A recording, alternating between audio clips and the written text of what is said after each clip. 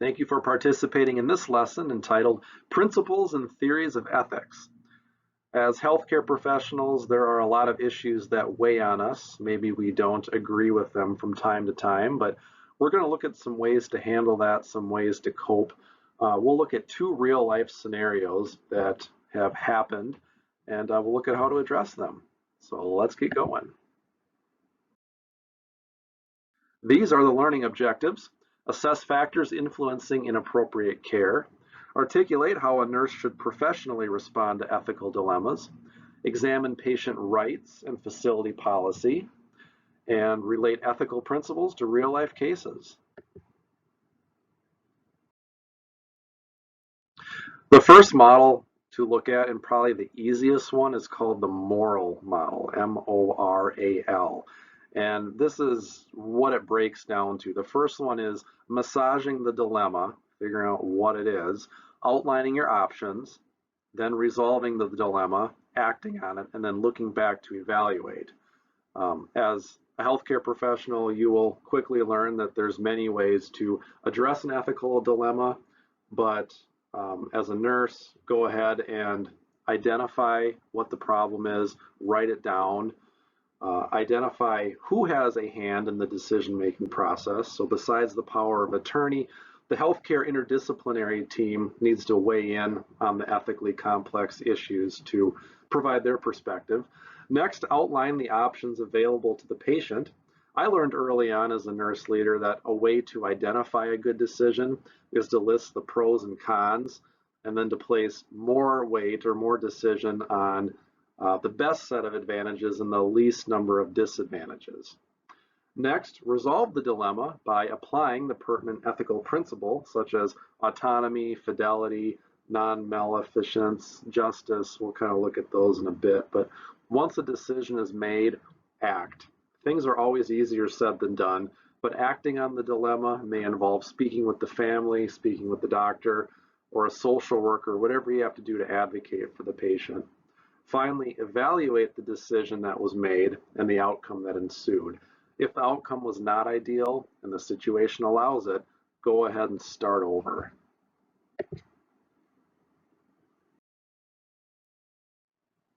So let's apply the moral model to this situation. I wrote an S-bar. So Mrs. R has pneumonia and she was put on a ventilator. Perhaps she was full code and that's what caused this to happen. And maybe Mrs. R didn't realize what a full code meant, but here we are today.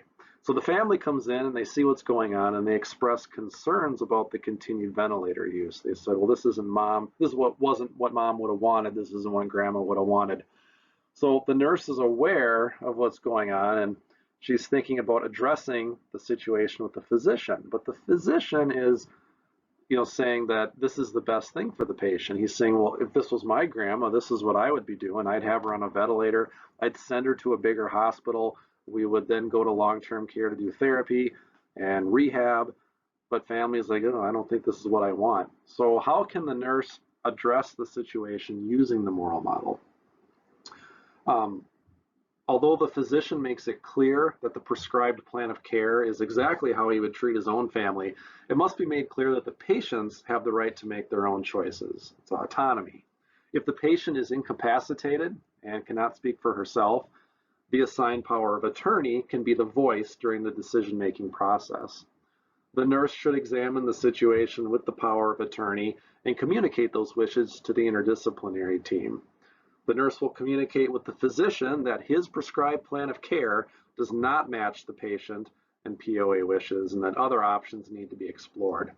The physician should be reminded that although he is doing what he believes is best for the patient, not everyone has the same goals of care in mind.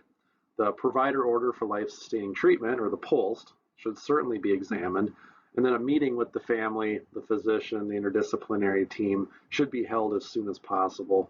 It is noteworthy to remember that physicians' oaths require that they do no harm. It could be argued that continued time spent on a ventilator decreases quality of life and maximizes suffering, which could be interpreted as doing harm if it's against the patient wishes. There's a lot of ways to look at this. So how should the nurse respond? Well, many times an effective way to address moral distress is to review statistical outcomes with the provider. For example, a study published by the Journal of American Geriatric Society noted that a third of patients over the age of 65 placed on a ventilator in the hospital will die. That's a pretty big number. And then 25% of those who do survive will need to be placed in long-term care. This placement will likely result in further decline and then death within a year. Not the best outcome. Although some patients may indeed wish to maximize measures taken to sustain life, many do not. For a patient or family member to make an informed decision, all the information should be presented in an easy to understand manner. The physician should be encouraged to place all options on the table so that a sound decision can be made. Nurses can address their moral distress by requesting that the provider team review what-if scenarios with the patient. The American Association of Critical Care Nurses defines moral distress as knowing the ethically correct situation in your head, but being prevented from taking it.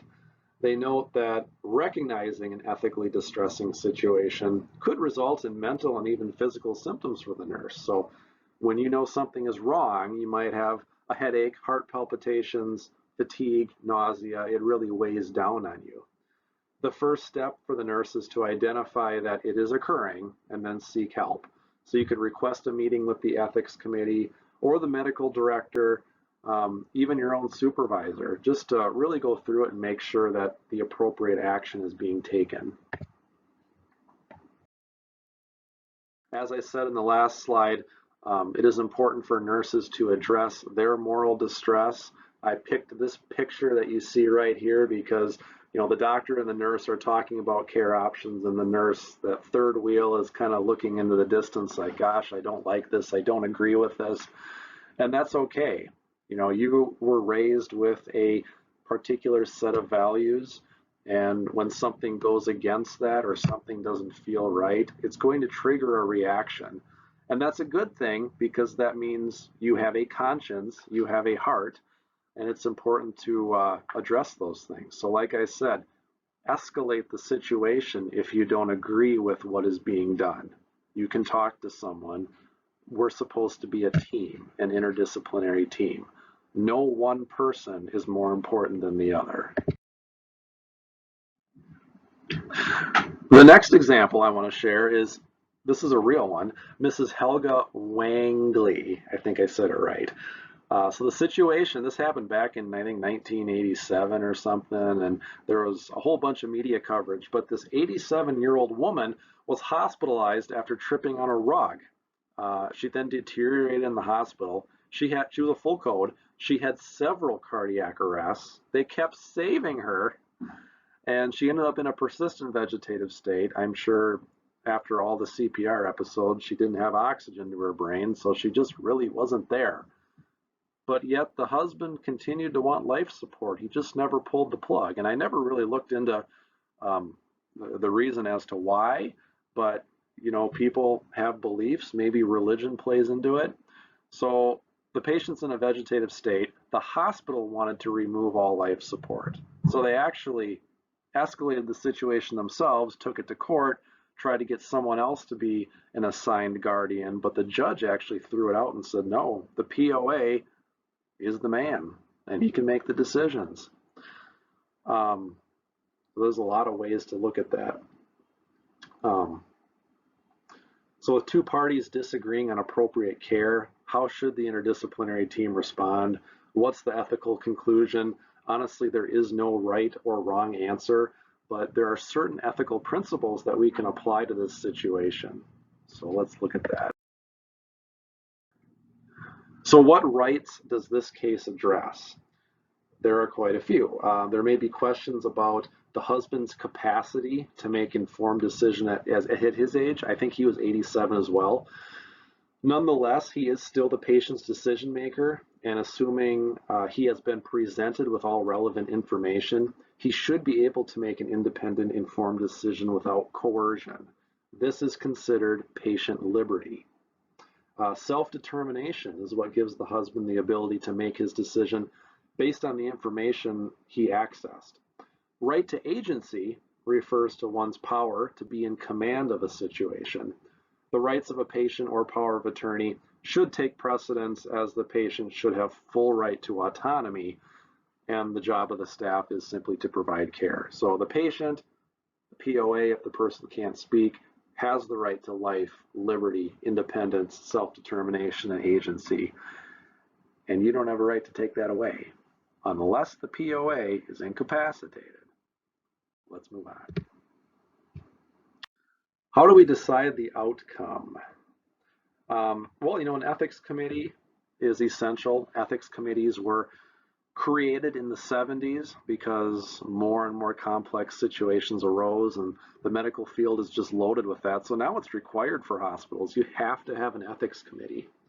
The goal of the ethics committee is to improve patient outcomes by recognizing each patient's needs and rights. One way the ethics committee assists hospitals is with the development of policies to guide the care physicians and nurses give. Sound policies protect physicians and nurses alike in the event of a lawsuit. In this case, the ethics committee could have been consulted to independently weigh in on the options. They could cite policies and how to apply them to patient care. Beyond this, the ethics team can educate all staff as laws and expectations do change in society. Although the outcome may not have changed, the ethics committee may have been able to articulate a sound clinical judgment in court, which could persuade the hospital, persuade the judge to rule in favor of the hospital. Just one idea. Applying ethical principles. So the first concept that I would apply to this would be justice. So if the individual on life support is 8 years old or 80 years old, would you treat them the same? What is just? Did the team fairly communicate risks and benefits to the husband? A similar example would be withholding a kidney from an elderly individual needing a transplant because a younger candidate is also in the lineup for a transplant. Is that right to deny someone a kidney because someone younger needs a kidney and they have the same condition? Utilitarianism is another concept to consider. This is the idea of maximizing happiness and avoiding pain. Although Mrs. Wangley is in a persistent vegetative state, is she in pain or is she comfortable? Conscientiousness is another one. That's the strict regard for doing what is right. If religion is what guides the patient to what is right, we must consider this as well. Does the husband feel that it is a sin to remove life support from his wife? Does he believe that only God will determine one's time to go instead of man? Finally, nurses should dig deep into their own commitments to being true to each other. That's known as fidelity. Why did you go into the nursing field? I fight hard to provide quality patient care, even if I don't agree with the decisions being made. If my obligation is to treat a patient and keep them comfortable, that is what I'll do. Utilizing these concepts, I would conclude that my duty is to provide care, assuming that the husband's been presented with all available options, understands the risks, and can articulate why he wants to do what he wants to do with his wife's care.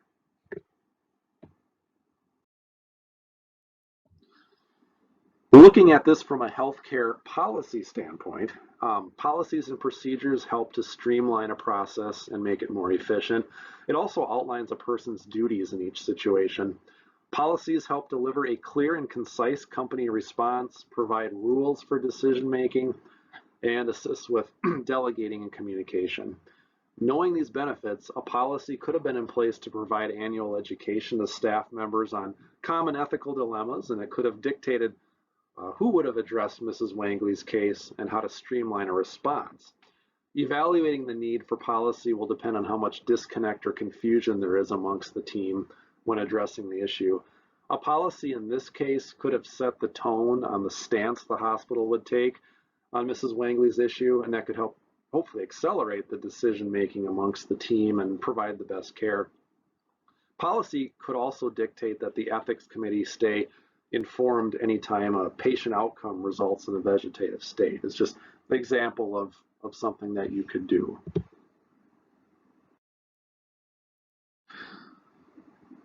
All right, so there are 10 framework items that exist to help address the need for policies. A few of these include identifying the problem, the process, the people affected, solutions, arguments for or against. There's many more. Nurses on the front lines are probably going to be one of the first people to identify an ethical issue and address them with management. Their involvement helps to further their role in patient advocacy. A nurse may have a better chance of making an impact, though, if thorough preparation is done prior to presenting the problem. The 10 framework questions help guide the nurse to producing a quality process proposal. For Mrs. Wangley, several problems exist. Is conducting multiple codes to save her life in her best interests? Does her current state provide her with any quality of life? Policy could include intermittent quality of life assessments by the team and an ethical consult after each assessment is done. The policy should outline who discusses treatment options and when the case should be reviewed by the interdisciplinary team. There should be a request to see advanced directives during the hospital stay, and families should indicate their reasoning behind continuing treatment or declining further treatment. If all steps are taken and the team still does not feel care is appropriate, they could take steps to secure guardianship. The policy should dictate that this happen only after all their options are exhausted, though. Conclusion. No ethical issue has a clear-cut answer that everyone can agree on. People have different values that guide their moral compass. In order to make an educated ethical decision, one must examine ethical concepts relevant to the situation, seek the help of the hospital ethics committee, and follow organizational policies and procedures. Nurses on the front lines may experience moral distress over issues at work, but various tools such as the moral model may assist in overcoming ethical situations by addressing them head on.